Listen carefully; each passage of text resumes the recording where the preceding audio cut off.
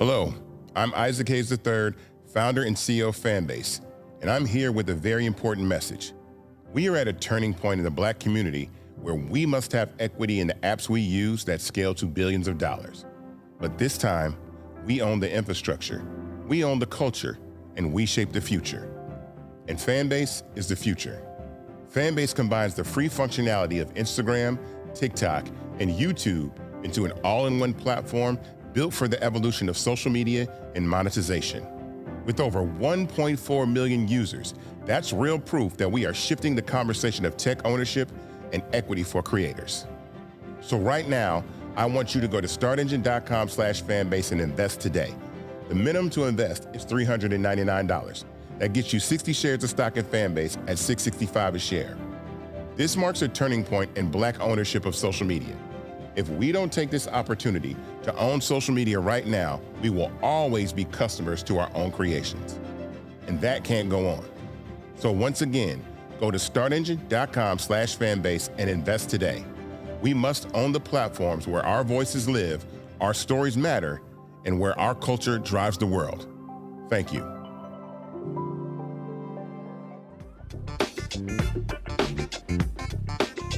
It's Monday.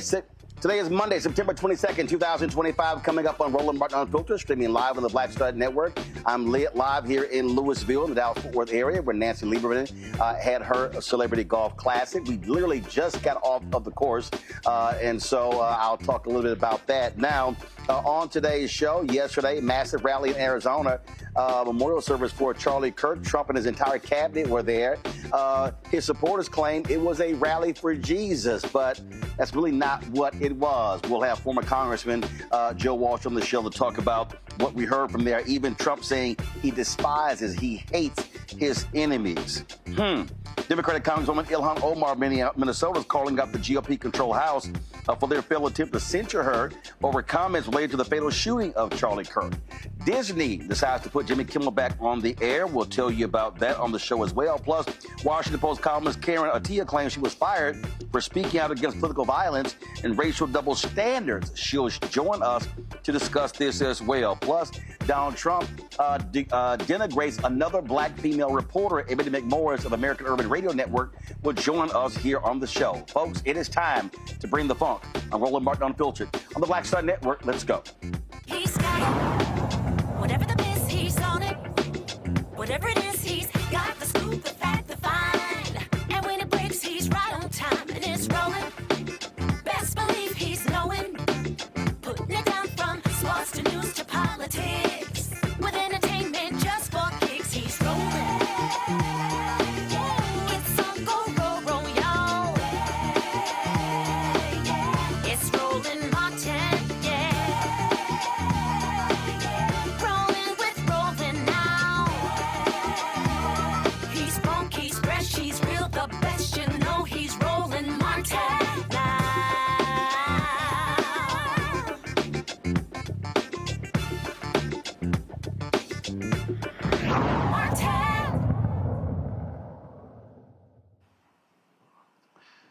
Yesterday, folks, upwards of 100,000 people were at a NFL stadium in Arizona for memorial service for Charlie Kirk, who was shot and killed on the campus in Utah. Donald Trump and his entire cabinet were there as well.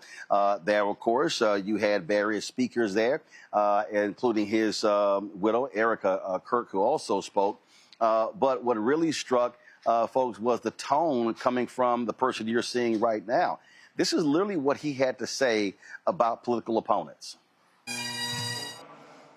In that private moment on his dying day, we find everything we need to know about who Charlie Kirk truly was. He was a missionary with a noble spirit and a great, great purpose. He did not hate his opponents. He wanted the best for them. That's where I disagreed with Charlie. I hate my opponent. And I don't want the best for them. I'm sorry. I am sorry, Erica. But now Erica can talk to me and the whole group, and maybe they can convince me that that's not right, but I can't stand my opponent. Yeah, nobody's convincing him of anything because he degrades anybody and everybody. Joining us right now is former Illinois Congressman Joe Walsh. He is the host of The Social Contract with Joe Walsh, his particular podcast. Glad to have you back on the show, Joe. Here's what was interesting. I was looking at Eric Erickson and other people who were commenting, and they were talking, Joe, about, how this was nothing like Paul Wellstone's rally. This wasn't a political rally. This was a rally for Jesus. It was a religious rally. And I'm sitting there going, do y'all act like we couldn't see and hear what was being said? Hey, Roland, always good to be with you, my friend. You know, Eric Erickson and the rest of them can go jump. Think about this. Jesus was all over that stadium yesterday. Everybody touting and preaching Jesus, and yet the leader of that gathering, the party leader, is the very antithesis of Jesus. And just think about that, Roland, for a moment, right? Donald Trump is the very antithesis of Jesus, and yet everybody in that stadium voted for Trump. They all support him. They all, by the way, when he said, I despise my political enemies, I hate them, the crowd cheered, the crowd laughed. Man, they can never, Roland, get over my friends on the right. And look, the reason I love coming on with you is because I come from the right. and I'm a reformed MAGA gangbanger. You know this, my friend.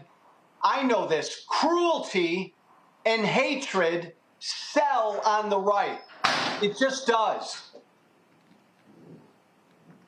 Yeah, it does. And so, listen, I don't have any problem with anyone having a memorial service. I don't have a problem with anyone talking about Jesus Christ. I'm a Christian. But let's be real clear. If we're going to start talking about Jesus Christ, then we're going to talk about what Jesus preached about, what he talked about. And that is not the agenda of Donald Trump and MAGA. And it wasn't the agenda of Charlie Kirk and Turning Point USA.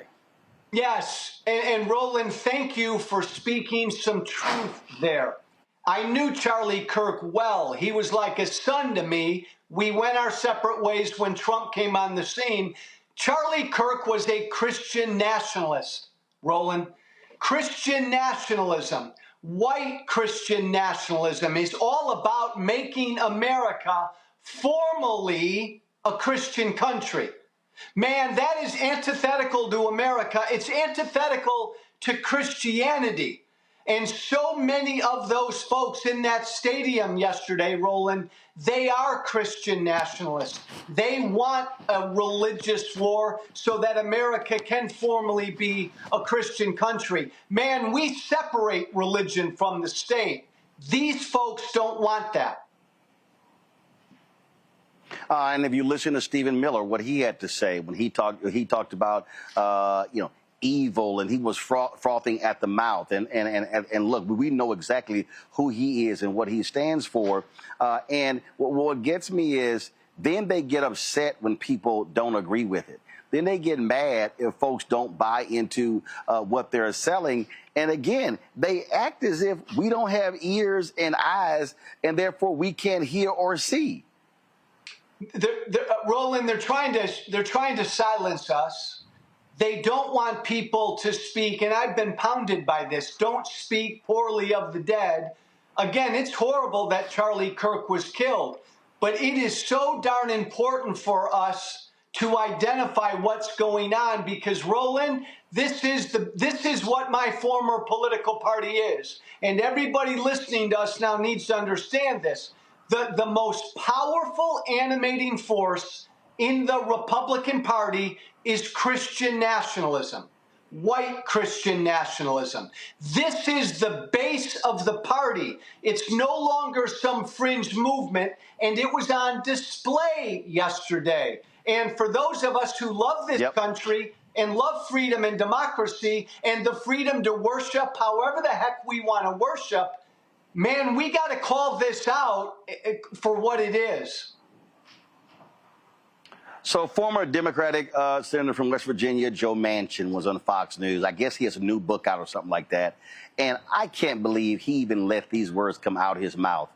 Listen to this. President Trump is the person who can basically bring us together. And I'm praying that he's able to say, listen, enough's enough. Come on, we're all Americans. We've got to live in this world together in our country and keep it the greatest country on earth. We can't do it by tearing each other apart. And I'm really hoping, I believe in him, I believe he can do that. And with that being said, he's able to calm down all this rhetoric right now. And those who want to basically still spew it, then that's fine. It's going to show you being on the extreme. Roland, Joe, you and I... What the hell is he talking about? You and I have heard so much in the last 15 years.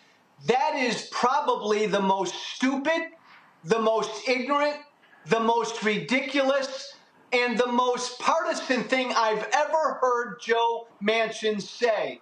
Roland Martin, he can't believe that. Donald Trump is the guy to bring us together? I don't know what Manchin's deal is. And by the way, Roland, I'm a new Democrat. I've only been a Democrat 3 months. Manchin left the Democratic Party. All he does is rip the Democratic Party when my former political party is an existential threat to our democracy. I don't, for the life of me, know what game Manchin's playing. Don't know what game he's playing, and we're not buying it. It's simply not true. And I'm just sitting here going, dude, this guy does not care about bringing us together. He says point blank, I hate my political enemies. I'm sorry. What else do you need to know? And the people in there, the Stephen Mills of the world, the people in his cabinet, you look at what their policies are, and at the end of the day, you see how they are attacking people. They've been doxing people, calling people's jobs, getting people fired because of comments they actually have made in social media. So again, on one hand, they keep espousing, oh, Charlie Kirk was about civil discussion. He was about debate. He was about all those things. But what they are doing, they literally are attacking anyone and everyone who says anything, and that's what they are about. And listen, I keep telling people, this ain't going to change. Joe Manchin can say whatever he wants to. It's not going to get better. This is what we are going to have to confront over the next 3.5 years, and people are going to have to wake up, and they're going to have to vote in massive numbers in the midterms to shut these folks down. Otherwise, it will only get worse. Roland, you're spot on. And again, everybody listening to us, take it from me, somebody who comes from the right. These are my former friends, supporters, and voters. We got to wake up to this. Nobody should be celebrating the assassination of Charlie Kirk, but you nailed it, Roland. What my former side is doing is using the killing to call for some religious war, some righteous war, some civil war, because they're after Christian nationalism. That is way more dangerous than a few crazy people on the left celebrating the assassination. Absolutely, absolutely. Folks, check out The Social Contract with Joe Walsh. Download his podcast. Check it out. Joe, always a pleasure to have you on the show. Thanks a lot. Thank you, my friend. Folks, going to go to a break. We come back. We'll talk with our panel. Lots more we got to talk about, folks. It's a jam-packed show. You're watching Roland Martin Unfiltered right here on the Black Star Network, live from Louisville, Texas. Of course, a stone's throw from Dallas-Fort Worth, where I'm here for the Nancy Lieberman-Klein Celebrity Golf Classic. Back in a moment. I'm Dr. Greg Carr, and coming up on The Next Black Table, we're speaking with Dr. Lucius T. Outlaw Jr., master teacher and philosopher. He takes us on his journey to discover and celebrate Black philosophy. From my undergraduate years at Fisk all the way through my PhD, I was never in a philosophy class where I had a professor who was a person of African descent, nor a sign or text written by a person of African descent, ever. How he pushed back at those who said there was no such thing and got us all thinking about what it means to be Black. That's on The Next Black Table, exclusively on the Black Star Network. My name is Lena Charles, and I'm from Opelousas, Louisiana. Yes, that is Zydeco capital of the world. My name is Margaret Chappelle. I'm from Dallas, Texas, representing the Urban Trivia Game. It's me, Sherry Shepherd, and you know what you watch. Roland Martin on Unfiltered.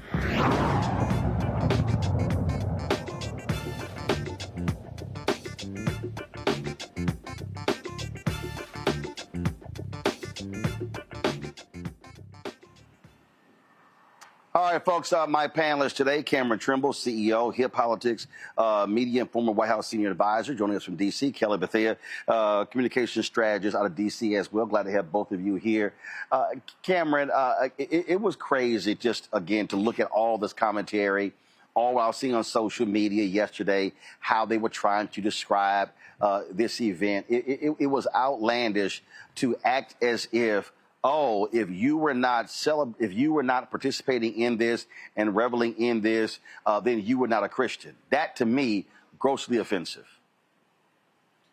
To me, too, as a Christian, as the son of a United Methodist bishop, I've been a Christian and heavily involved in my faith my entire life.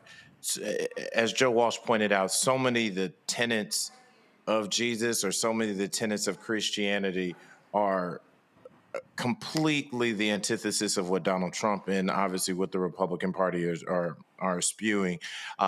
Lack of forgiveness, lack of compassion, thinking about how much they want to take away, and they're cutting, whether it be for the poor, for the hungry, for education. I think he hit it right on the head in the sense that this is an opportunity to really us and them.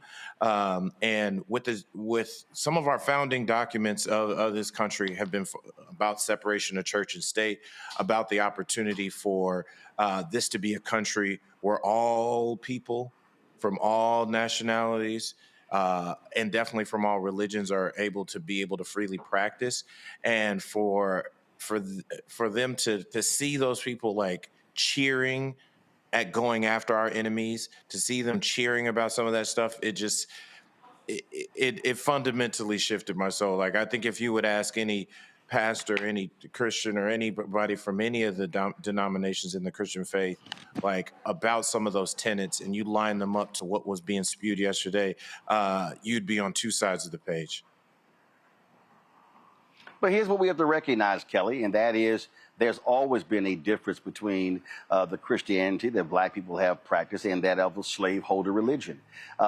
Look, we can go back to not only just during the period of slavery, during the period of Reconstruction, but during the period of Jim Crow. The reality is you had black churches who were operating totally different, but they were focusing on compared to these white churches. The Southern Baptist Convention was advocating racism during Jim Crow, and so many other denominations as well. Dr. King said the most segregated hour is 10 a.m. on a Sunday morning. So it's not like what these folks have been practicing is any different than what they were practicing in the 1930s, 40s, and 50s. It really isn't. And I echo the sentiments of Cameron here, because I grew up in church as well, but I actually grew up in the church similar and almost aligned to what Turning Point preaches, what Charlie Kirk I'm hearing that I can't be heard, but I will keep going. But when it comes to Charlie Kirk, white nationalism, Christianity as a whole, basically, I'm sorry. Okay. Kelly, keep going. Just keep going, Kelly. The issue with white nationalism and white Christianity is the fact that we are really in a situation where they do not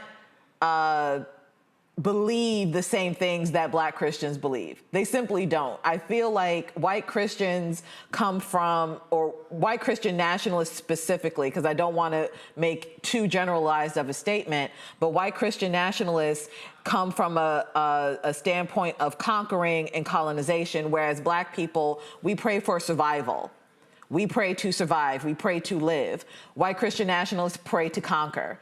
And when you come from those separate ideologies of thought, there's no way that you can be serving the same Christ, because Christ didn't come down to conquer. Christ came to save, which is why people pray to Christ, right? And further, when it comes to Charlie Kirk's comments, when it comes to his so-called Christian beliefs, everything has to have a context to it in order for you to feel good about anything that he said, right? Everything that I've been hearing is like, oh, it's taken out of context, it's taken out of context. But the question that you really need to answer, you need to ask and answer yourself is, why do you need context for a racist? Why do you want to have context for something that was so vile in its infancy, in the small wording that he said? Why do you want a larger context surrounding such hatred? All right. Got to go to a break. We come back. We're going to talk to Karen Attiah, who was fired from the Washington Post. She's going to tell us exactly what happened. It's been 11 years there. Why did the Jeff Bezos-owned Post make that decision? That's next right here. Roland Martin Unfiltered on the Black Star Network. Don't forget, support the work that we do. Join our Bring the Funk fan club. Your dollars make it possible for us to be able to cover news all across the country. So we got some amazing things lined up. You're going to be help funding this show, 4 other shows on the network. We're launching 2 other shows, and so we need your support to do so. And so please support us by contributing. If you want to use Cash App, use the Stripe QR code. You see it right here in the bottom left-hand corner. PayPal is R. Martin Unfiltered. Venmo is RM Unfiltered. Zelle, Roland at RolandSMartin.com. Roland at RolandMartinUnfiltered.com. Checks and money order. When money orders, make it payable to Roland Martin Unfiltered. P.O. Box 57196, Washington, D.C. 2003 7-0196. Back in a moment. Hatred on the streets, a horrific scene, a white nationalist rally that descended into deadly violence. White people are losing their damn minds. As an angry pro-Trump mob storms the U.S. Capitol, we've seen We're about to see the rise of what I call white minority resistance. We have seen white folks in this country who simply cannot tolerate black folks voting. I think what we're seeing is the inevitable result of violent denial. This is part of American history. Every time that people of color have made progress, whether real or symbolic, there has been what Carol Anderson at Emory University calls white rage as a backlash. This is the rise of the Proud Boys and the Boogaloo Boys. America, there's going to be more of this. Here's all the Proud Boys, guys. This country is getting increasingly racist in its behaviors and its attitudes because of the fear of white people. The fear that they're taking our jobs, they're taking our resources, they're taking our women. This is white fear.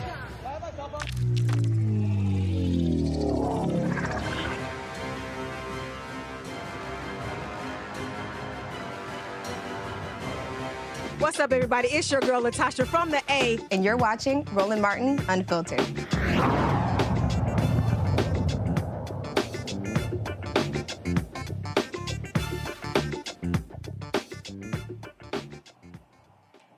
After 11 years as a successful columnist at the Washington Post, Karen Attiah has been fired. She claims that she was fired, and the Washington Post, because she was speaking out against political violence, racial double standards, as well as America's indifference toward gun issues. She did not hold back after the assassination of Charlie Kirk, criticizing conservative activists for calling for the firing of a number of people. Now she says her termination is part of a troubling purge in America. Karen joins us right now on Roland Martin Unfiltered. Karen, glad to have you here. First and foremost, okay, so it looks like we lost Karen, so let me know when we get her back, and then we'll move forward with that particular interview. What we're also going to be doing, folks, we're going to be talking to, in a little bit, Ebony McMorris, with Donald Trump's continuing, first of all, insulting black female journalists. Now, folks, now check this out. Okay, we got Karen back. All right, Karen, you there? Yeah, I'm here, Roland. Okay. All right, Karen, glad to have you here. So let's walk through what happened here with you and the Washington Post. This obviously did not come out of the blue. Had this been building, had this been a lot of back and forth, they claim you violated their social media policy. Explain what they actually said to you as to why you've been fired. Yeah. First of all, thank you so much for having me on. Yeah, like so many other columnists, like I've been doing for the last several years of my job, I took to social media to just talk in very, very broad and general terms about America's history of political violence, of gun shootings, of mass shootings. Again, it wasn't just Charlie Kirk's shooting was not the only shooting that happened that day. There was also the shooting of school children in Colorado. So at that time, I was commenting on the empty rhetoric of thoughts and prayers and political violence has no place here, all of that. So I had a series of those posts on Blue Sky and went about my day. I mean, there wasn't a whole lot of backlash. There wasn't a whole lot of sort of disagreement or anger with anything I said. Then about 12 hours later or so, the next day, I get a call from a DC number. Couldn't pick it up. I just come back from training martial arts. And then about 2-3 minutes later, I get an email with the subject line, notice of termination. The letter that I got accused me of gross misconduct, that my Blue Sky posts put my colleagues at risk at physical danger. And that very specifically, my posts referencing white men and political violence, or white men who espouse hatred and violence, was a breach of policy, and that was disparagement and disrespect in relation to Kirk. So those were the official reasons why I was terminated, according to the Washington Post, which, of course, I categorically reject and deny. Now, here's what is strange. When you look at white domestic terrorism in this country, it is largely committed by white men.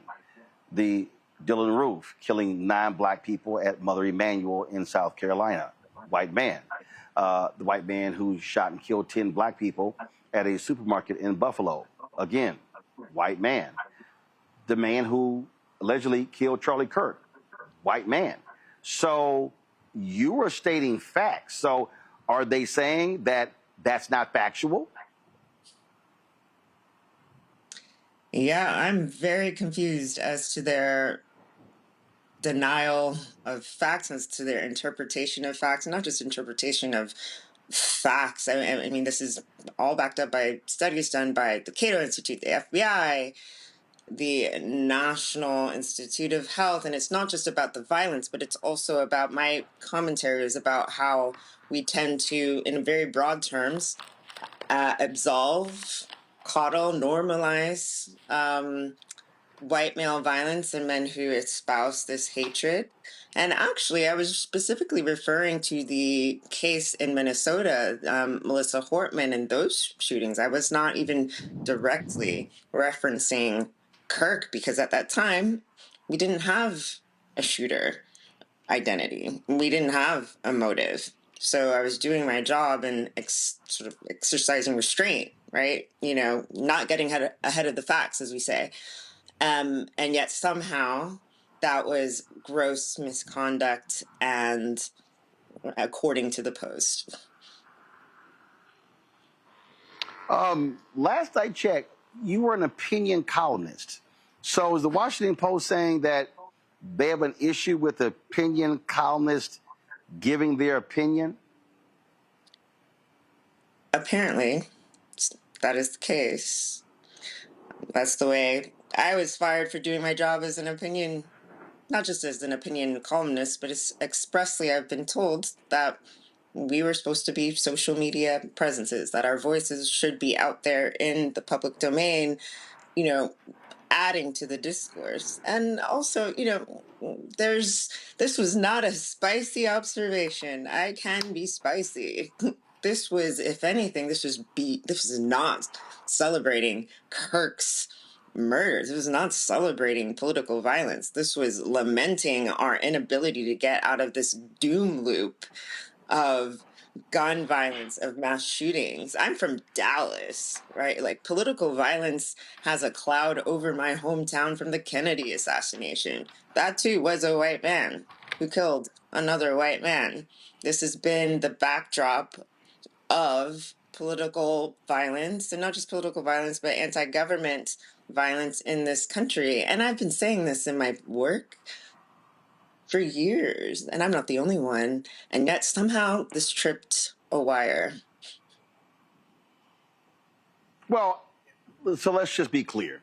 The Washington Post, like the LA Times, like so many other media outlets, have been bending over backwards to kiss the ass of Donald Trump. Jeff Bezos has been doing that. The new leader of the Washington Post, Will Lewis, that's what they're doing.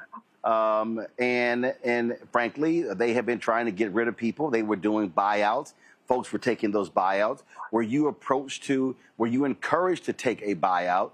And if you were, why did you choose not to do so, knowing full well that a lot of your colleagues have been leaving because of this new leadership at the Washington Post?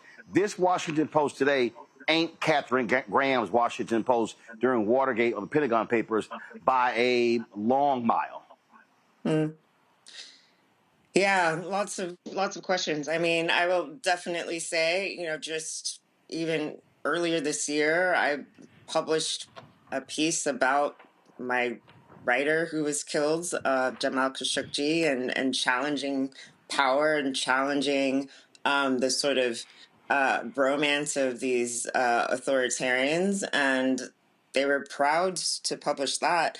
And people ask, well, why didn't you take a bite? I actually had a long form project that I had a green light to go ahead and finish, so I was still doing my job and working on that project, which I'd been working on for, at this point, nearly a year. So I was still trying to finish a project and a job that was still really important to me, regardless of, what was happening. So I was trying to focus and, keeping my head down to an extent.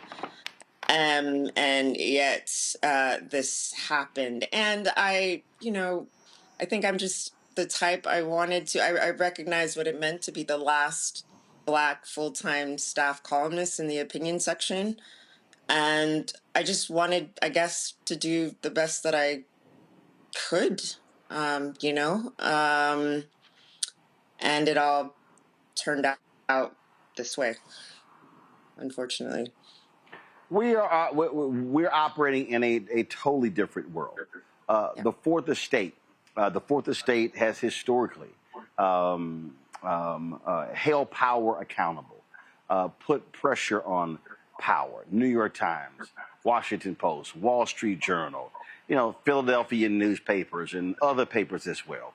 But what we're now looking at, we're now looking at corporate interests who don't give a damn about the fourth estate, who don't care about journalism, sacrificing journalism for the sake of profit in various deals.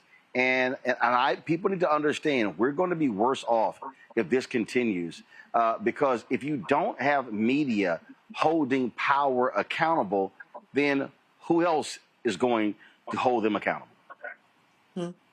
Absolutely. And it's not just, media.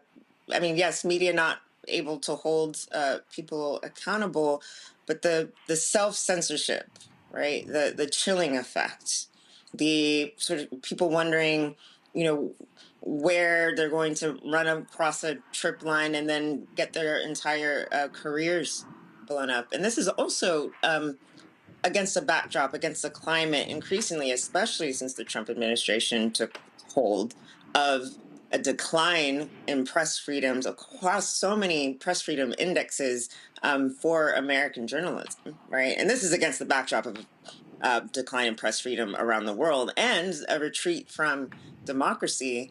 And it's all too often, at least in this country, particularly, that Black journalists are on the front lines of that being taken out, right? I mean, I think, Roland, actually, you might have been the very, very, very first, when I was a baby journalist, a baby little wee thing coming to DC. You might have been the first on-air interview I might have had, and here we are now on the Independent, still wanting to do journalism, and we're having to do this outside of the traditional corporate media. Just says a whole lot, right?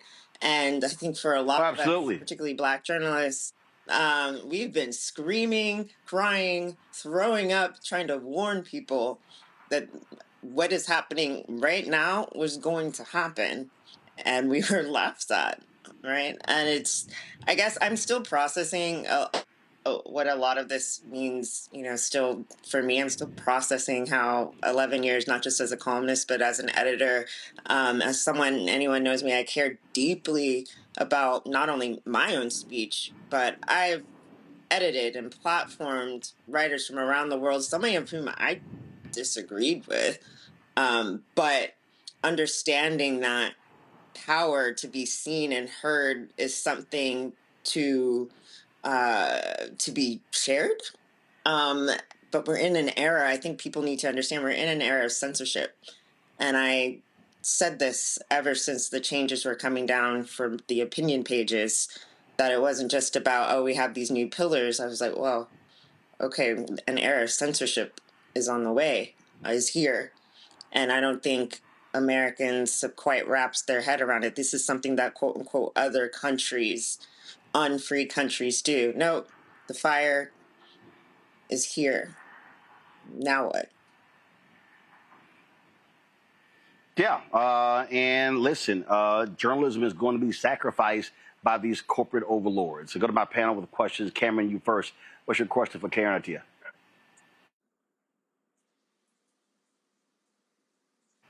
Oh, I'm not able to hear the question. Karen, I can't hear it. Cameron, you're on mute, bro. Can you hear me now? Can you hear Yeah, me? good. Now we can hear you. We all stand. Thank you. We all stand behind you and really praying for you in your next steps and really hope you continue to use your voice and even in independent media. My question here is, had you seen a distinct difference pre and post the Bezos takeover of Washington Post around some of, like I said, the standards and the standards and practices and so forth around the reporting? Good question. So my entire career as at the Washington Post was in the opinion section, which is I'm looking back on it now, I'm like, wow, 11 years in the opinion section. So I had never been on the news side, which there's a slight distinction in the sense that the opinion side, we do get a wider berth latitude, right, to be able to still be beholden to facts. Of course, many opinion writers, columnists were former reporters. We still do our own reporting. It's just we get an opportunity to say more of what we think. So I was brought on I was actually brought on right when Bezos bought the paper. So this was 2013. So I was explicitly brought on to actually help with social media. And back in the day, I actually helped craft social media guidelines to help train other writers to be able to use social media quite well. So actually, the majority of my time in the opinion section has been about using the power of the pen, about using the power of the op-ed section and the editorial section. I actually used to write editorials to advocate, to have points of view. We were told by Bezos himself. I sat across in a room with Bezos himself. He looked us all in the eye, myself too, and said, I want you all to be provocative. I want you all to be swashbucklers, is what he said. And we were killing it. We were known for having pretty, an active, vibrant staff online and on TV. That was actually a part of, I think, the Washington Post's brand, as opposed to, certain, perhaps other competitors that were a bit more hemmed in as to what they could say on social media. We were actually, I think, pretty free as a major newspaper dealing with how to deal with the social media world and everything. So a lot of us young folk who were brought in during that time were actually quite diverse. Of course, not so much could be improved, but we actually had a lot of diversity of editors, a lot of diversity of producers. We were able to comment on a range of political and cultural things. So Black Lives Matter, Me Too, movements around the world. So it was definitely, not just a more open place, but a place where freedom of expression and advocacy for journalists. My colleague Jason Rezaian was imprisoned. Bezos was quite behind the efforts to get Jason out. And then, of course, my writer, global opinions writer, Jamal Khashoggi, we really stuck our flag in being a home for the protection of journalists. So my head is spinning as to how we've gotten here where journalistic freedom now is, quote unquote, a risk to the Post instead of something that they paraded around as, their bona fides. It's a 180. Kelly. Thank you. Hi, Karen. One thing that has come about in this entire discourse, especially pertaining to your departure from the Post, is the concept of cancel culture versus censorship, right? Mm-hmm. And I do not personally believe that that they're synonymous. So in your opinion, what do you necessarily think happened as far as the difference between cancel culture and censorship? Can you, see how that line was towed, or frankly, just all the way stepped on, crossed, what have you? And how is that impacting journalism as a whole? Yeah. I'm glad you asked this question, because I think what is going on, I've always thought the sort of cancel culture name trend was sort of a trend, was sort of a way for people with bad ideas to claim that they were unfairly being victimized and pushed out. Frankly, I think a lot of it, given that cancel culture, the idea of being canceled actually came from Black pop culture. This idea that Black people, especially marginalized people, especially, were getting a bit more of the mic, particularly, I guess, under the Obama administration, particularly when it came to sort of Black Lives Matter, and particularly when it came to the rise of the internet. In my mind, I always thought that that was a bit of the backlash, not so much about the cancel culture, but that white folks especially weren't centered. Right. So equating not being censored with being canceled was one thing. I think what we are seeing now is beyond cancel culture. It's beyond disagreement. If anything, if there was a lot of, wow, we just don't like your opinion. Wow, you're just wrong. Here's what we think. Here's the female perspective. Here are the marginalized perspectives that never make it into the pages. What this Frankenstein is, I'm calling this is annihilation culture, because this is not about a debate. You don't get the FCC involved in with a comedian's night show and say that is cancel culture. That is, we will threaten not only your job, but your institution. We will chill the entire sector.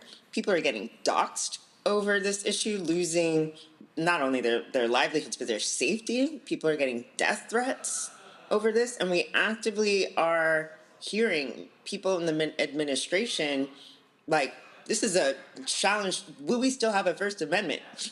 Right? That's not just cancel culture. That is an annihilation, a desire to not have free speech. That is a desire to eliminate your perceived enemies. That, to me, is an annihilation culture, which is chilling and frightening. And in the context of what I know you all were discussing with the Charlie Kirk memorial event yesterday, I think we should take that into account in terms of what we have at least left of our free speech rights right now. Also joining us right now is Dr. Julianne Malveaux, economist, president emerita, Bennett College. Glad to have you here. Julianne, you're talking to Karen Attiah, formerly of the Washington Post. Yes, Karen, I'm a big fan of your work. I'm following it, don't agree with you all the time, but I do think that you're a great writer, and I appreciate what you've done. I am concerned. I like the term that you use, annihilation culture, because that's kind of what's going on. It's just erasing opinions. To what extent, as we look at what's happening right now, with you, but with many others, and in the context of what I call the canonization of Charlie Kirk, they made him a saint. They're going to give him a Presidential Medal of Freedom when he calls black women stupid. Put a pin in that. But to what extent do you believe, because I read the pieces that you wrote, I didn't see anything egregious in them.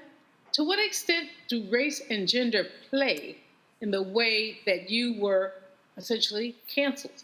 And what do you think that those of us who are not only your fans, but also folks who want to hear both sides can do about what happened to you? Well, what is chilling in my case, both chilling and nonsensical, is the explicit reasons, at least that the Post cited as examples, were basically saying that I crossed a line by mentioning white men. And actually, if you go back to my commentary, I didn't say all white men. I didn't even say some white men. I made a very specific description and relative clause. I said violent white men, right?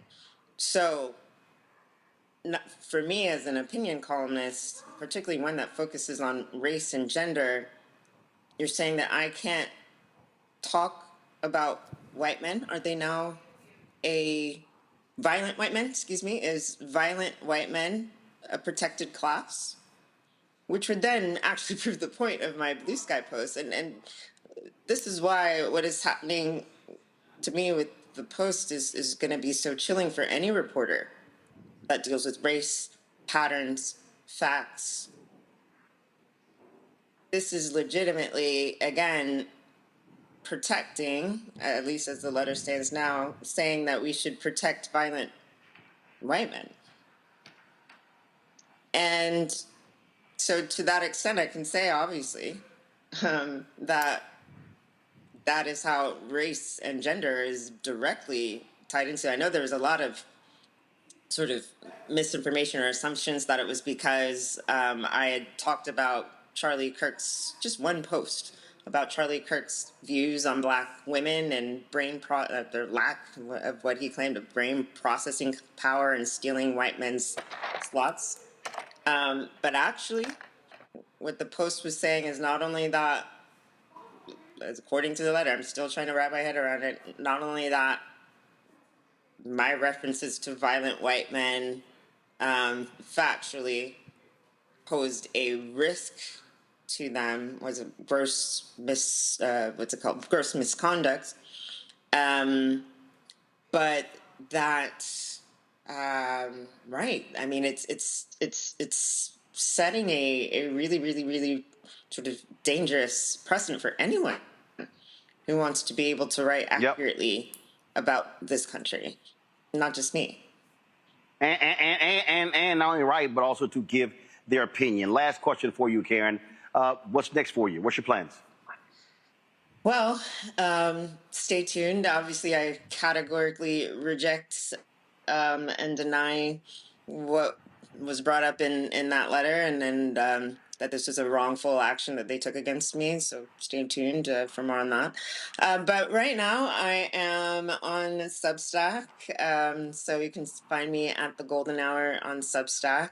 I am also, because this is not the first time I've been canceled with talking about race. I taught race and media at Columbia University, and that class did not get renewed. So I am actually in my rogue radical professor era. So I'm teaching race, media, and international affairs on my own, online, in the next few weeks. You can go to resistancesummerschool.com and sign up. I am teaching this to a version of my Columbia course online for 7 weeks.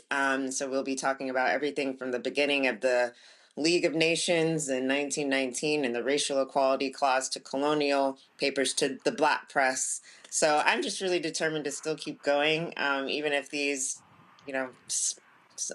institutions are caving and are being cowardly. We still have to keep going anyway. So for those who want to still take my class or to contribute towards scholarships for others, you can sign up for as low as $100 for recorded lectures and guest speakers. I had a great summer pilot this summer with 500 students and 40 scholarships. So I'm going to keep teaching. I'm going to keep doing my thing. So I'm not going anywhere.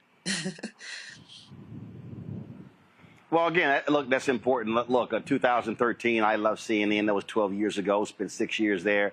Haven't missed it one bit. Left TV1 7 years ago. Haven't missed it one bit. And so the reality is journalists continue to do the work and continue, and because the audience is there. It's just a simply matter of having to build it and not having to wait and rely on corporate media. And trust me, I think it's going to be a whole lot of people who are going to be trying to do the exact same thing because journalism today at these companies is not what it was 10, 20, 30 years ago. Karen, we appreciate it. Thanks a lot. Roland, thank you for support. Always. Thank you. Thanks a bunch.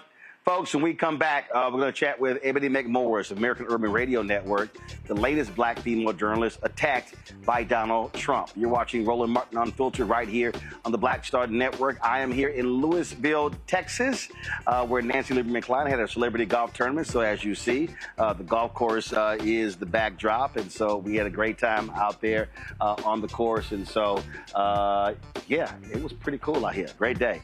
And a nice breeze going right now. All right, folks, I'll be right back. In my book, The Power to Persist, I share 8 simple yet powerful habits, a blueprint for transforming obstacles into opportunities and pressure into purpose. Just as they fueled my rise from the South Side of Chicago to a national stage. And on the Power to Persist podcast, I bring that blueprint to life.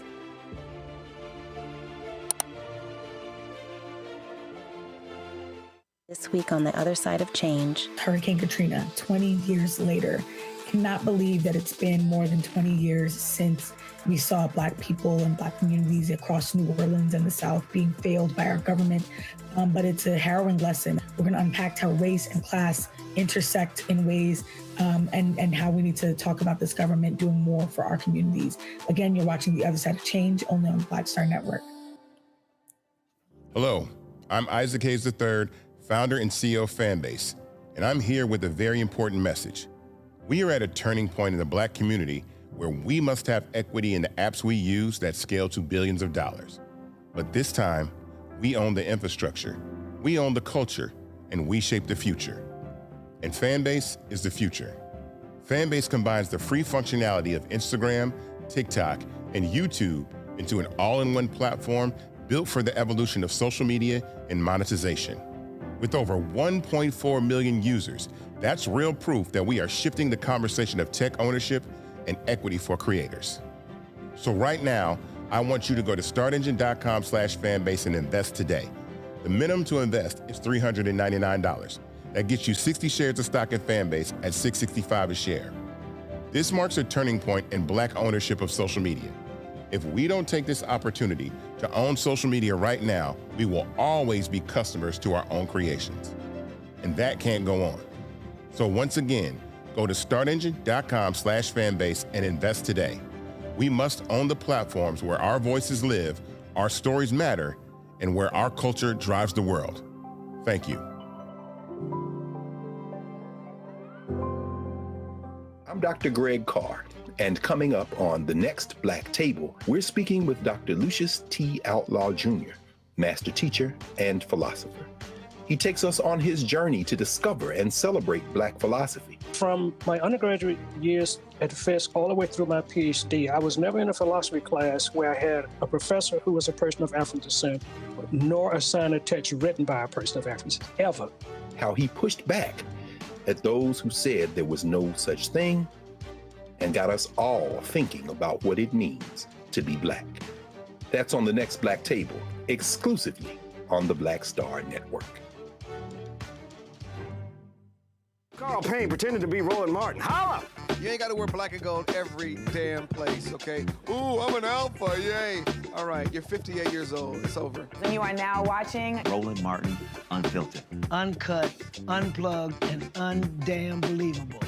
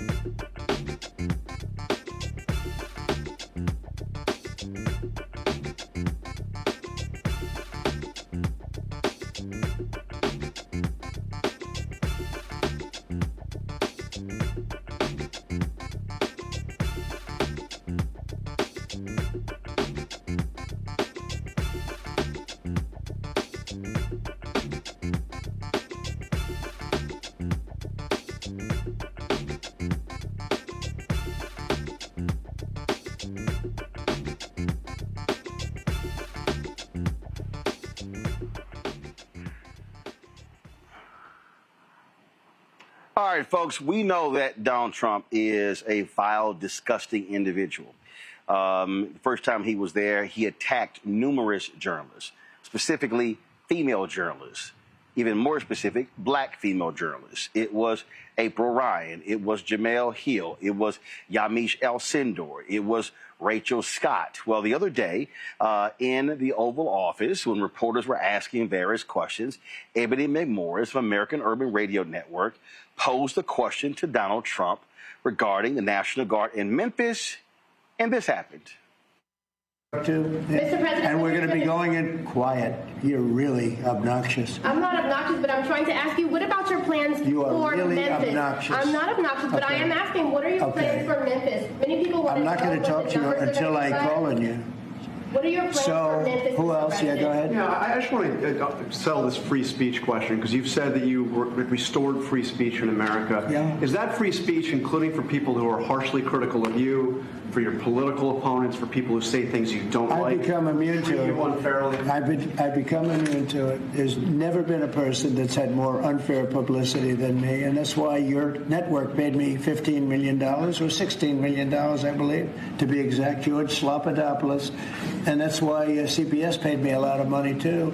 And that's why I sued the New York Times 2 days ago for a lot of money. Because I'm winning. I mean, I'm winning the cases. And the reason I'm winning is because you're guilty, John. You're guilty. ABC is a terrible network, a very unfair network, and you should be ashamed of yourself. NBC is equally bad. I don't know who's worse. I think they're equally bad. And, you know, for you to stand there and act so innocent and ask me a question like that. But look, you paid a big price because you were dishonest, John. The reason I won that lawsuit was because you were dishonest. You were proven to be dishonest. And so you can't sit back and just say, oh, well, what do you think? You know, like you're some wonderful person. You're not a wonderful person. Frankly, you're a terrible reporter. You know it, and so do I. Okay. Here's what we're going to do. Here's what we're going to do. So what you saw there is Donald Trump. He does it on a regular basis. He attacks John Carl. He attacks Peter Alexander. He does not care. He is not respectful. He is not civil. He is an ingrate. He is a ghoul. He is a completely despicable human being. Joining us right now is Ebony McMorris, White House correspondent for American Urban Radio Network. And first and foremost, Ebony, first of all, glad to have you here.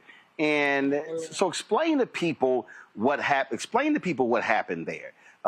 Because, again, reporters there in the Oval Office, they're asking questions. A lot of people don't really understand what that process is. It's called a spray, and they got different words. They got different phrases for it. But explain to people what was happening. So we were a part of the pool, and the pool, most people don't know, is made up of about 11 or more different media outlets, and that pool follows the president whatever he does on that day.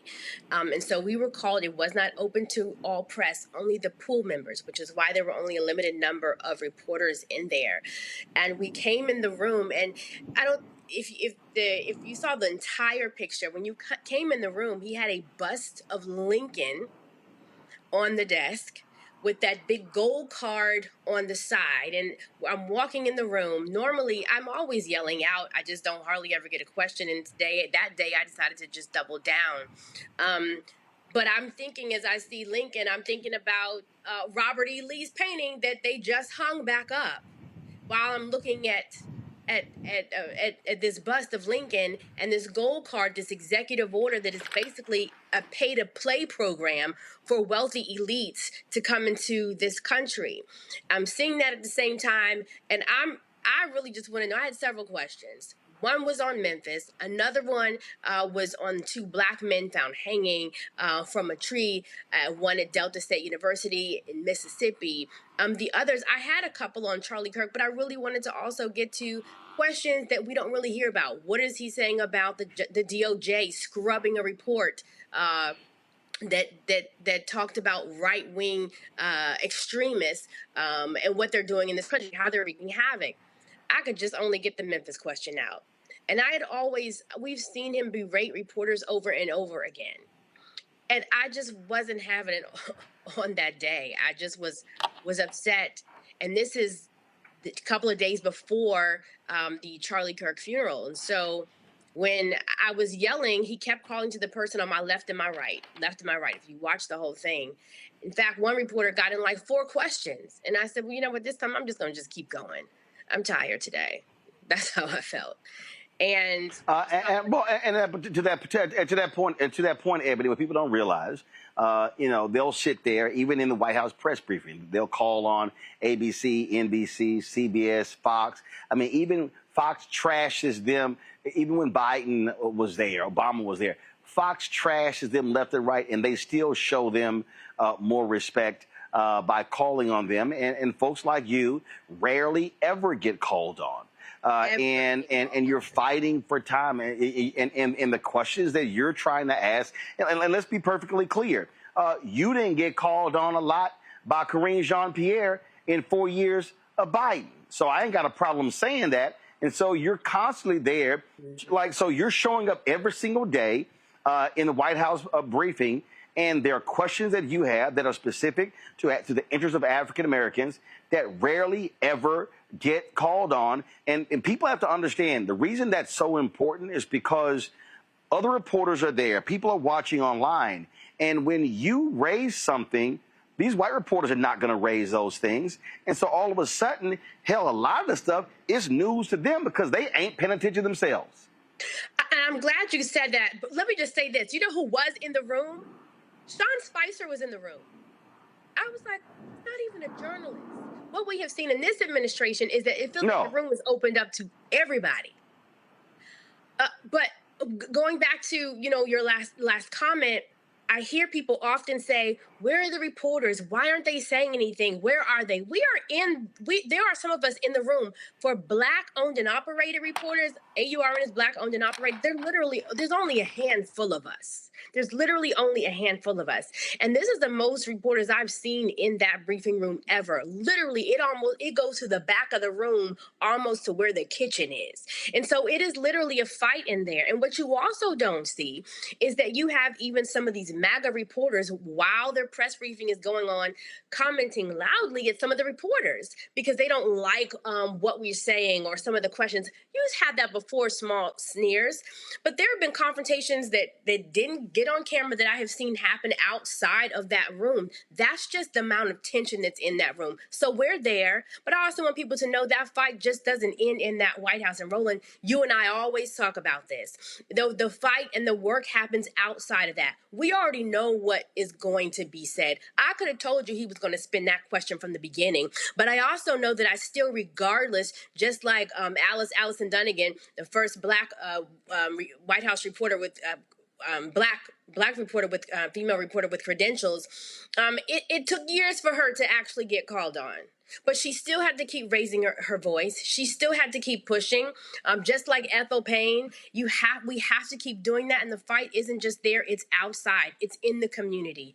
And our voice is important because we come from those communities. I have heard so many things in that room sometimes that I'm telling you that have disturbed my soul. And so on that day, I just had to say, I'm not going to let you rage bait, because this president rage baits. So if I can get you in an exchange or do this, he called Yamiche second rate, then we can go back and forth. But I am not going to let you just say that without me at least saying, no, now let's get back to Memphis. No, I'm not obnoxious. Let's get back to Memphis. He told me to be quiet. I paused for a second and I just kept going. But that is just a snippet of the fight that we go through on a day-to-day basis, but we cannot quit. You talked about earlier the fourth estate. It is our role as reporters, and we're seeing a shift to be like a watchdog, right? To hold power accountable. When we talk about our role in here, it is shining a light on government and corporate actions and keeping them accountable and making sure the public knows what's being done. That's why you talk about it. I talk about it all the time. The Black press is so important. So the president called me so obnoxious. Well, guess what? Obnoxious means unpleasant. I will absolutely be obnoxious when it comes to finding out what is going on with my people, what you're doing in this office, and holding truth to power and accountability. I don't mind being that. At first, I was like, no, I'm not. I came home. My daughter said, that means unpleasant. Let's get unpleasant. I said, you know what? You're absolutely right. Ida B. Wells had to get unpleasant. I don't know anybody who has had to fight in this country, especially for the freedoms of Black folk, and you didn't have to get obnoxious. I'll be indignant too. You know, one of the things there, of course, when he called you obnoxious, you're like, no, I'm not. So typically what happens when he attacks reporters, they don't say anything back, they don't respond. And you were like, nah, you ain't going to sit here and try to call me out. And I'm just going to sit here and just suck it up and take it. He got 4 sentences. He got over 4 sentences in with the other reporter. And my face was like, are you going to cut him off? I get it. It'll throw you off in the beginning. But I'm like, you're not going to get 4 sentences on. I mean, he berated him. I was like, at some point, can somebody in here cut in? But that was his fight. I did what I had to say and just shut it down. You're not going to get the whole sentence out. But at the end of the day, our role is so important, right? And because we're trying to figure out what to do at this time. He started off, Roland, talking about Charlie Kirk, and we always say this, no, that was a heinous crime. It was horrible. No one should do that. But I was troubled in my spirit because I am tired of white Christian nationalism draping itself in this martyr language, right? And so we end up risking, we end up sanctifying oppression, and they end up nailing themselves to the cross, right? But we have seen white nationalism, this language just nail itself to Jesus. We've seen it during Reconstruction. We've seen it during Jim Crow. We've seen it, I mean, even on January 6th, they marched to the Capitol and they prayed. They prayed. They kneeled and prayed. You are not going to do that. And so it's dangerous. And it happens, and we have to call it out. And they are choosing, I would say, empire over church, government over church, even though they say they're coming in the name of church. So that was weighing heavily on me on that day too. But I just had to say, what is going on in Memphis? Questions from my panel. I'll start with you, Cameron. One, thank you for standing up, and thank you for pushing back. I don't think, as a former White House aide and having been in those rooms, having seen the pool reporters, it takes a lot of courage in those settings to really stand up and push back against, especially against a president like this. And that's where my question is often my experience, having seen it up close, and which we've watched over the years, often there's almost while there's competition amongst all the different reporters and trying to make sure their questions and their questions get answered or they get quoted, get their quotes, there's also some sort of, like, I won't say like brotherhood, sisterhood, but there's some sort of like shared collective. And often you sometimes will see reporters who may stand up or may push back or may follow up with that same question if your question didn't get answered. Have you seen in covering Trump these last 9 months, and covering the White House these last 9 months, have you seen other reporters or other outlets either stand up for you or kind of follow up on the questions you may be shouting out that get overlooked, and they following back up and like repeating them or being helpful to try to get some of your questions into their questions that do get answered? No, no. I unless you've seen that when you've watched the C-SPAN, not when it comes to, first of all, let's just be honest, because many of us will get on the phone and see, okay, sometimes we have to count the Black people in the room.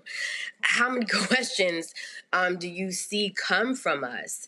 And I definitely don't see necessarily a follow-up. I understand what you're saying because I've seen that before. If someone got cut down, they would then come and say, well, let me follow up on that. You do see it sometimes, but some of the questions that I've yelled out, I've not had anyone do that. But this government, this administration, in many ways has tried to delegitimize Black reporters. I mean, we've seen revoking of credentials. I would say this president, in some ways, we are seeing a Nixon style things run like that. So there's like an enemies list. There's an enemy. I mean, we've seen the enemies list. He puts, this isn't just me, he puts it on Truth Social. One thing you can say about this administration, one thing you can say is that he puts his card out there. They wrote a book about it. right? So we can't be surprised. He puts it on Front Street. Now, why America does not want to believe, I don't understand, but I will say this, the importance of this moment, even in light of what happened with Jimmy Kimmel, people canceling their subscriptions, don't go back, take that subscription, and then go find a black outlet. Take that subscription, don't go back. Yep, he's back on. But take that money and put it to some good use. Because people are always saying, where's the black media? Or they spew stuff that they hear on TV, on mainstream media. And there are black reporters, there are black outlets that are giving you more information. But it is also an economic fight. You got to put your money where your mouth is. Put your money where your hope is. What do you want to see? Well, who are those outlets that are giving you that information? That little bit that you think just goes to that subscription, that $20, why not support black media? I know I got off in the question, but I had to. Julian. Yeah. Now you got it. Julian. I'm here. Yes, Roland. I want to follow up what Sister said about supporting black media. You are an icon in that you created your own platform and have given voice to lots of folks. The challenge right now, in my opinion, is that there are too many. I wrote a piece last week called Welcome Back Cowards. There are too many folks who are really not willing to lift their voices. They're willing to go along to get along. But the fact is that we know, let me just drill down for a moment, Roland. From this perspective, this man said he was going to fix the economy. And what he's done instead is created a series of distractions, dystopian drama. The economy has not been fixed. So I always have to go back to that. I'm an economist. Go back to the fact that unemployment rates are rising, that the black unemployment rate right now is 7.5%, twice the white rate, that 300,000 black women have lost their jobs because of Doge. We have to go back to any number of things.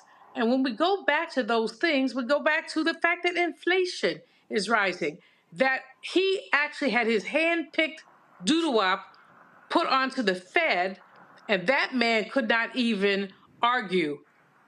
He wanted a 0.5 point reduction.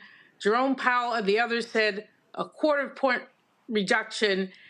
His own doodle-wop could not, he wants it to go down by 2 points. He could not even justify that. All right, okay, Julian, what's your question for Ebony?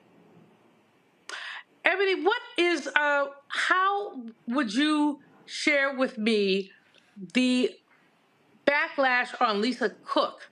And what can we do to support that sister who has been basically totally vilified and as that man does? What can we do for Lisa Cook? Not be silent. You started off by saying it. Sometimes people just take a back seat or they don't talk about it. The wonderful thing about black media is that when mainstream media moves on, right, when they've got the snarky headlines out and it's been said and moves on, the issue still persists. We cannot remain silent. We have to keep pushing this story. We have to check up on those people, especially, I mean, it's crazy because even the Supreme Court today, the ruling with the FTC that he may be able to let go of board members. Justice Ketanji, the reality of the market is banks always. He said, we're electing a king. And so we cannot remain silent. That honestly is the key. Jimmy Kimmel, whatever, that's fine. But black media, we have to keep that story in our mouths, and we also have to support each other. There are stories, there are times I actually watch a lot of different outlets and read other outlets because there may be something that I'm missing. I watch Roland all the time. I'll go back to my audience and reference him, right? So we have to, even in our sphere, we have to support each other. That's very important. Most of our outlets are limited. We don't have as many resources, right? There's not a black outlet that's in the travel pool. So we do in-town travel.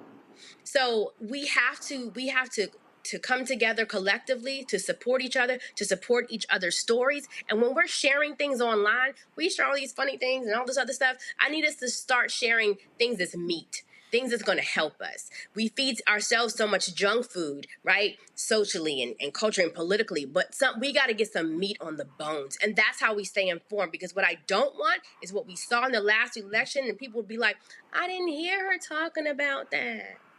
I didn't see that. Who was covering that? We've been covering it. We've been covering it. Where you been? Kelly. Sure. So, Ebony, I'm a fan of your work as well, and I want to almost reiterate the question that I gave to Ms. Karen Attiah earlier regarding the differences between cancel culture and censorship, because what I saw in that clip of you on C-SPAN was censorship. And with cancel culture, at least culturally, no pun intended, it was really about elements of accountability and holding people accountable for their actions and the consequences of not being held accountable for your actions. So can you put your spin or give us your opinion on the difference, how that line has been thinning, and what's next for you? I would say when we talk about cancel culture versus censorship, when I use the word censorship, to me, I just think now we're talking about legal issues here. When we talk about the freedoms, the First Amendment protects 5 freedoms. The First Amendment is protecting speech, it's protecting press, it's protecting religion, the assembly, and petitions, right? Those are the things that it covers. And so at its core, it says the government cannot silence me, and the government cannot control the press. So I would put censorship in that category. So it cannot do that. But we are seeing the fundamental rights that we've had, we're still having to fight for them and push for them. So it's important that, let me tell you something. The situation with Jimmy Kimmel, that was 6 days, and he's back. You know what I mean? Mm-hmm. Now, who knows whether some of the different stations will cover it, but 6 days. I didn't see someone have to come to the front of the line and say, hey, we're going to have a meeting here and announce a boycott and do this. No, people immediately responded. People had to drag people to the table for Target fast. Mm-hmm. They had to have news conferences. We had to have this. Okay, what day we starting? Okay, let me go get all my stuff first we shouldn't have to prepare. It's go time. I'm not going to put my money in a place, as we always hear Dr. Carr says and repeat, where I am funding my oppression. I don't need a press conference anymore. It's go time. 6 days. Come on. If we galvanize like that on so many other areas, what could we do in 6 days? What could we do? I think people need to understand the power that they have. Media, we have to use the power that we have. And yes, sometimes it's scary, because when President Trump got in office, I did have to have a conversation with family and friends. Let me just tell you what can happen sometimes. Let me figure out how to prepare. And for those, I'll say this lastly, doesn't matter what your industry that you're in, because we saw this happen with government workers. We have seen during this presidency, a president who has tried to censor and go after companies. If you are supporting boycotts, he has gone after people and tried to push executive orders for people who are trying to peacefully protest. That's something that I have a right to do. So there's censorship going on all around. But on the meantime, and I know, Roland, you talk about this, while we are in our industries and working, build on the side.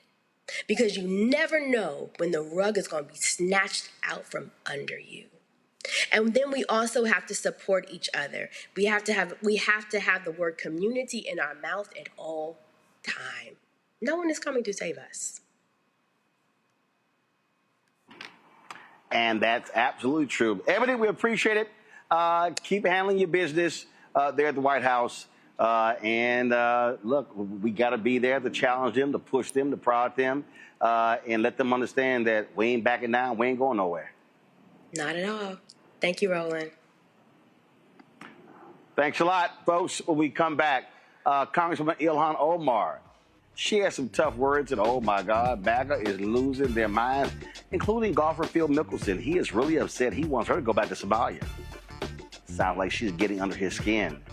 Maybe she should give him some golf tips, because he sucks on the Live Golf Tour. You're watching Roland Martin Unfiltered right here on the Black Stud Network.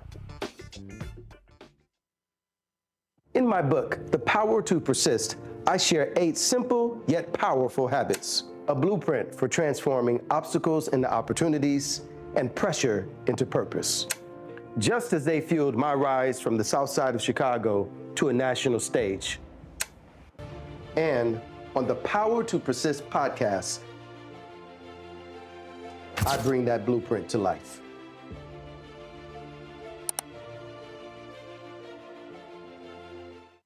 Hello, I'm Isaac Hayes III, founder and CEO of Fanbase, and I'm here with a very important message. We are at a turning point in the Black community where we must have equity in the apps we use that scale to billions of dollars. But this time, we own the infrastructure, we own the culture, and we shape the future. And Fanbase is the future. Fanbase combines the free functionality of Instagram, TikTok, and YouTube into an all-in-one platform built for the evolution of social media and monetization. With over 1.4 million users, that's real proof that we are shifting the conversation of tech ownership and equity for creators. So right now, I want you to go to startengine.com/fanbase and invest today. The minimum to invest is $399. That gets you 60 shares of stock in Fanbase at $665 a share. This marks a turning point in Black ownership of social media. If we don't take this opportunity to own social media right now, we will always be customers to our own creations. And that can't go on. So once again, go to startengine.com/fanbase and invest today. We must own the platforms where our voices live, our stories matter, and where our culture drives the world. Thank you.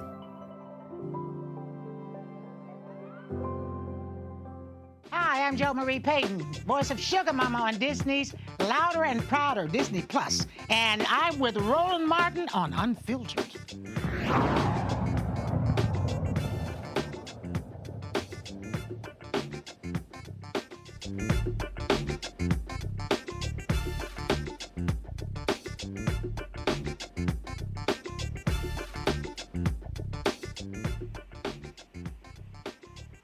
Folks, Congresswoman Ilhan Omar, she is driving these MAGA people out of their minds. They were so upset because she was on MSNBC on a weeknight show, and she had some critical words about Charlie Kirk and the right.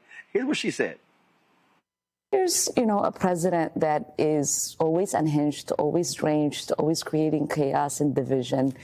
And he seems to have a real obsession with anyone that is an immigrant in this country that is not of European descent. You don't hear him talking about the accent of his wife and, the fact that she came here as an immigrant or any of those things, or the fact that she gets to have an opinion even though nobody elected her into office. But he has an objection to a person who does serve over 700,000 constituents in Congress, who's literally elected, has the same certificate as he does. But I think for me is I feel embarrassed for him, because in these attacks, what he does, and I think with the likes of Nancy Mace and whoever that Randy guy is, they expose themselves for how stupid they are. And that is embarrassing for us as a country, because these are people who are elected to positions of leadership. He's supposed to be the president of the United States, who's heading off to Europe to represent us. When he does, he's uneducated enough to understand that members of Congress can't be impeached. When you have Nancy and Randy saying, we're on it, we're going to impeach her, when they're saying they're going to deport me, knowing full well that you cannot deport an American citizen, what that displays for not just Americans, but folks on an international platform is that our country is being led by idiots. And that is not something that we should be comfortable with as Americans. And that's not something that should make us proud. And so in this moment, I feel great sadness as an American that these are the kind of people that the world gets to see representing us. So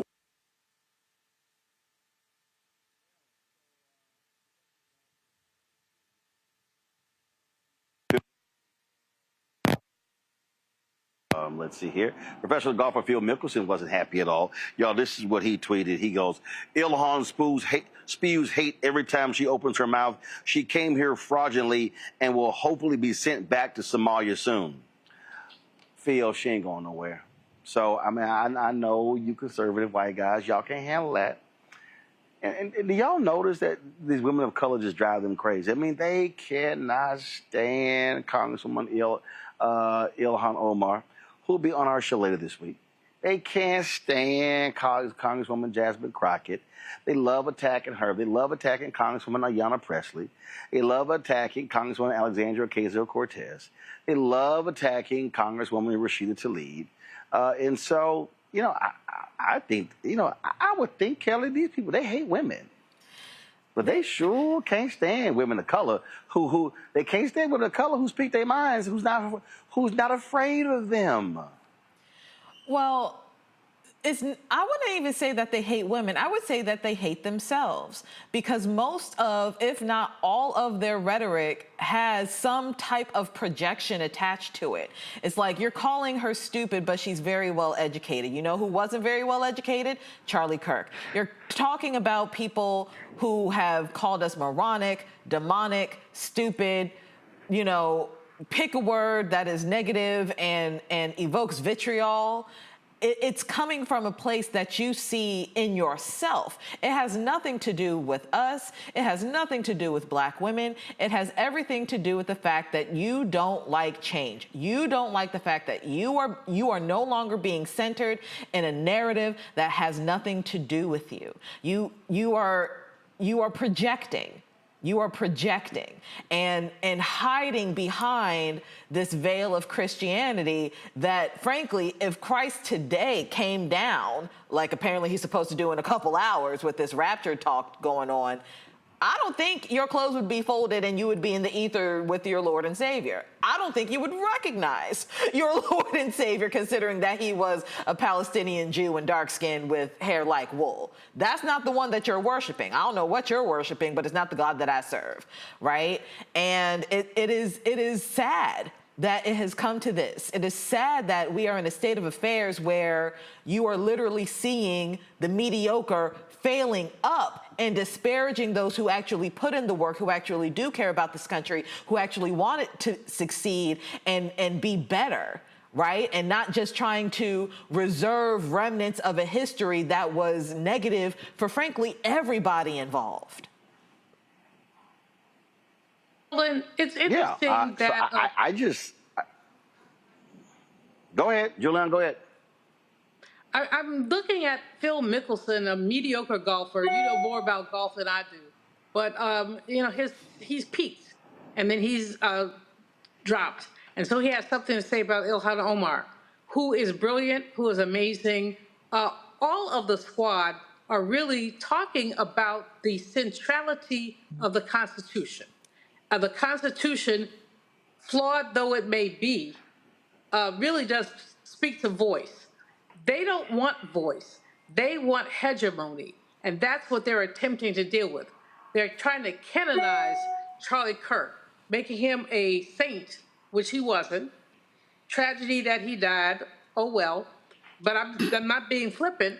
But the fact is that when someone is canonized for calling black women stupid, he's being canonized for disrespecting black women, canonized for dealing with all of that. Is disgusting. But more than that, what we're seeing right now is an attempt to change the narrative about this country. Even the founding fathers did not believe that we were a Judeo-Christian country. This is what they want. They want to erase anyone who does not fit into their narrow white occasion, of essentially the narrative. And so it's important, Roland, for you to be out there. It's important for a whole list of people to be out there. It's important for us to resist this nonsense, because it is nonsense. But so many people, I'm really looking at some of our Democratic legislators who are trying to play nice. You cannot play nice with evil. You simply cannot play nice with evil. Well, Karen, I love that Omar and Crockett are just driving these people insane.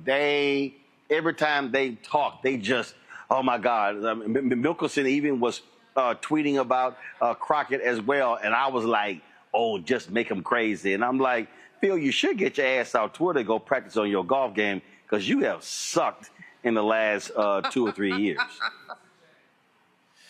Yeah. I think what something that's really interesting that is coming up is that, and I think it has happened, it's not just been the Charlie Kirk assassination, it's not just been this Phil Mickelson tweet, but something that has been laid to bear is how many followers, how people really feel. That's one thing I will, if I'm going to give Trump some credit for, is that he's allowing people to really show their true colors. And I think this, even as we talked in the previous segment, and understanding the power of our convening, the power of our dollar, the power of our protest, we can really kind of see who's for us, who has been living behind a veil of nicety, and now that they're kind of unleashed and feel they have unfettered access to be able to say whatever they want, to be able to come after our elected leaders, to be able to come after Black women, to be able to come after Black men, to be able to come after Latinos, be able to come after so many different groups.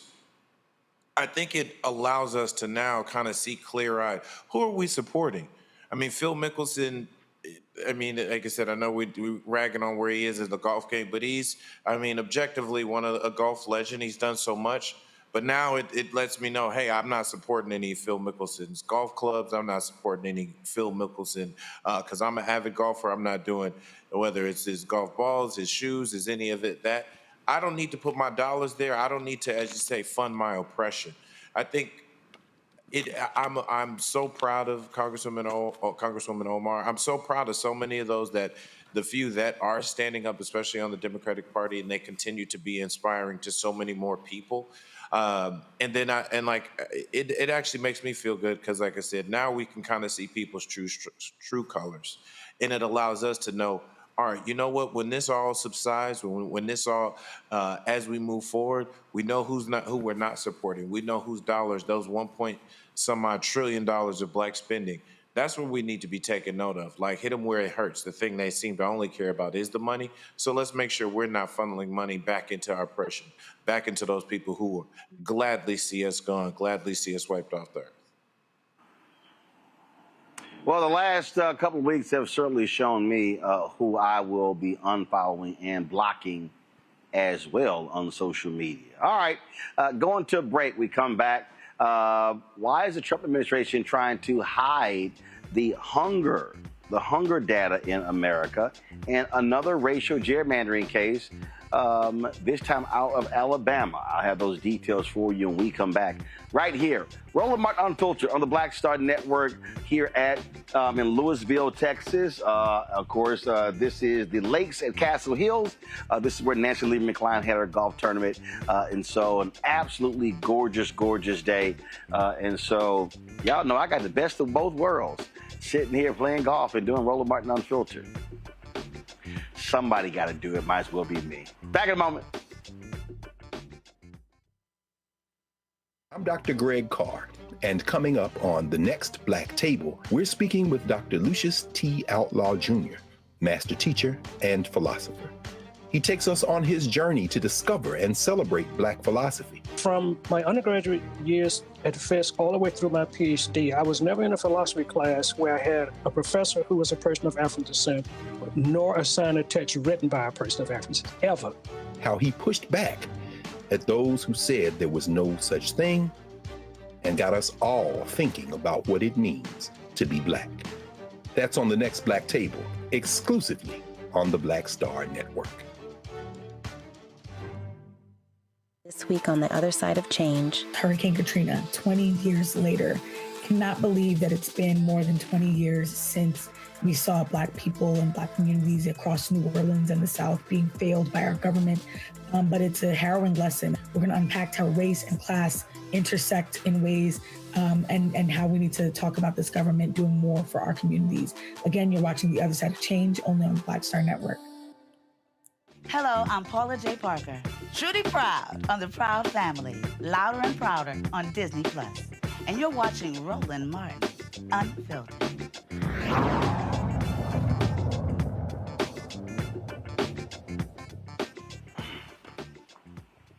For all of their proclamations about Jesus Christ and Christianity, let's be real clear.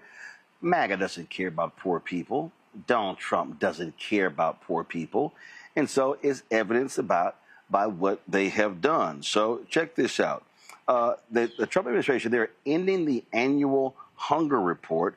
They're claiming it's been overly politicized and rife with errors. It comes 2.5 months after Trump signed legislation sharply reducing food aid to the poor. The Congressional Budget Office has estimated that the tax and spending cuts would mean 3 million people would not qualify for food stamps. This is a statement from the Department of Agriculture.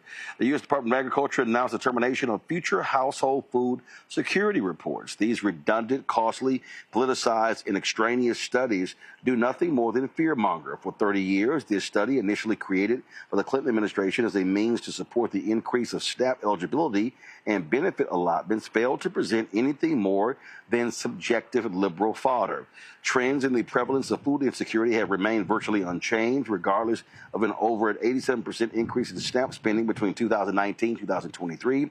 USDA will continue to prioritize statutory requirements and, where necessary, use the bevy of more timely and accurate data sets available to it. Okay, so this is what's stupid to me then.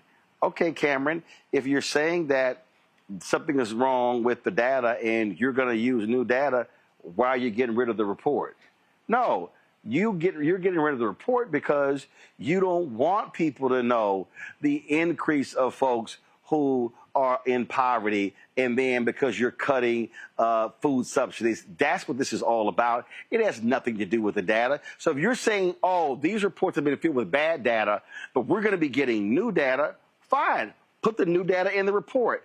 They can't do that because they know the new data doesn't exist. It's a lie. I think this is literally one of the biggest alarm bells and one of the thing we should be most afraid about, because this is an unsettling trend from the Trump administration where they are taking away public reports, whether it's the FDA, the CDC, the DOJ, statistics. I mean, he threatened to get rid of his Department of Labor, folks over at the department later, because he didn't like the job. He didn't like the job numbers being updated and re-reported. They are trying to, and as we see what they're doing with the FCC and trying to use it as a bludgeon on media, they are trying to control a narrative to paint a picture. They'll never say the word recession, even if we're deeply in a recession. They'll never say there's a hunger problem, even though any person on the street, you can go to any 50 states in America and I'll show you people who are hungry. And with so many people from that big, beautiful bill who are going to lose, I think it's estimated some 3 million people may lose SNAP benefits. And mind you, everybody thinks SNAP and thinks food stamps. So they've promulgated that, oh, that means black people, minorities. No, there are way more white people on SNAP than there are black people and minorities who are on that. But what is scary is that what we could rely on and what independent parties could rely on, think tanks, research, universities who are able to build reports on this agreed upon what they thought to be factual data now that is going away. Now we won't be able to understand what's happening. And this is, like I said, this is a disturbing trend across the administration for them to be taking down normally publicly available statistics for every American who pays their tax dollars to be able to see, to understand how the government is performing, to understand how various departments and how various agencies are performing. This is a full attempt to hide, and they already showed they don't care about hungry people. They don't care about homeless people and unhoused people. They don't care about those who aren't doing as well financially. So this is another way to bury that stat and make those people and their plight even more forgotten. Yep.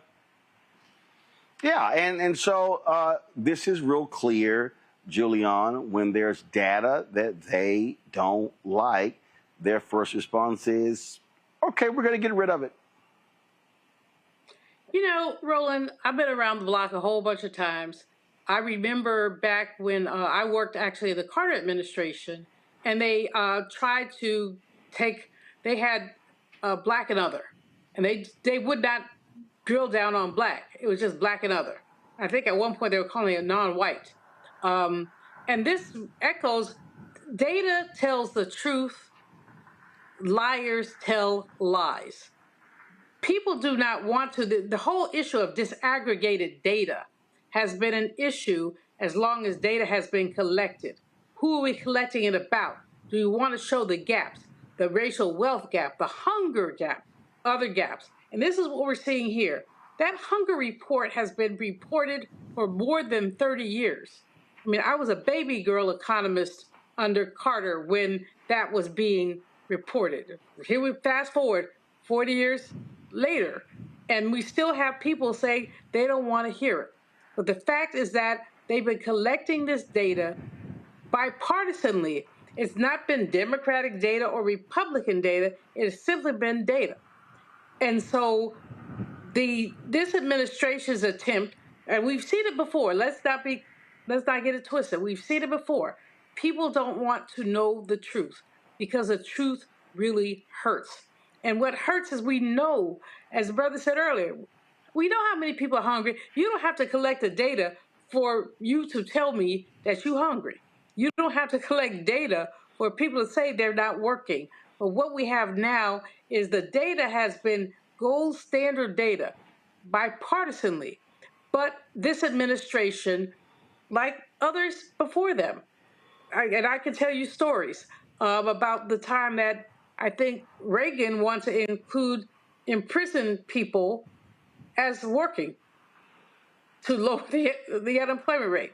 This was a long time ago. But data can be manipulated unless you have confidence in data. The sister who was leading the Bureau of Labor Statistics had no political axe to grind. However, because they did not like the numbers, they tried to throw the numbers away. And here we go again. But here's the deal. But here's the deal, Kelly. For Trump, MAGA, it's very simple. Poor people, out of sight, out of mind. That's what this is all about. He doesn't want to see poor people. He don't want to talk about poor people. He don't want to get questioned. And so, and the whole thing is, a whole bunch of those folks who are in that report, those fools actually voted for him.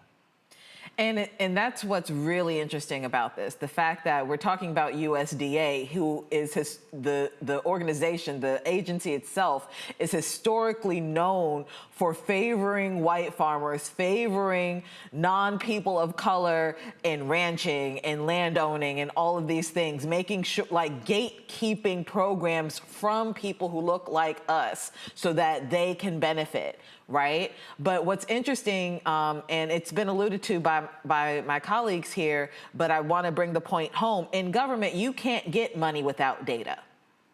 You cannot get money without data. What does that mean? These nonprofits that, help with food insecurity, that help with people who are unhoused, that apply for grants, that ask people for money. How do they ask people for money? They ask for sponsorships, they ask for grants, and they apply for these sponsorships and grants. And they use commercials, whatever marketing materials and marketing strategies necessary, right? But at the end of the day, at the heart of all of that strategy is data, and they pull it from what used to be nonpartisan sources such as the government. So when the government is saying that we're not going to collect the data, it's not even that it's inaccessible to you. We are stopping the collection of data. You are stopping money from getting into the hands of people who can help independently, people who can help these communities that look like me, that look like you, that look like your white counterparts.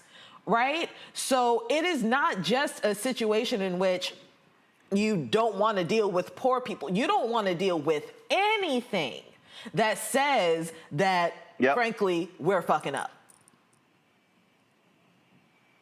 All right, folks, last story here, and another example of when you have to follow the law. A federal judge has ordered Jefferson County, Alabama's largest county, to redraw the commission district maps. U.S. District Judge Madeline Haikala ruled that the current plan violates the 14th Amendment's ban on racial gerrymandering. The 2021 plan packed black voters into 2 districts, diluting their voting power elsewhere. The federal judge ordered the county to they have 30 days to produce a new map, or the court will draw one itself.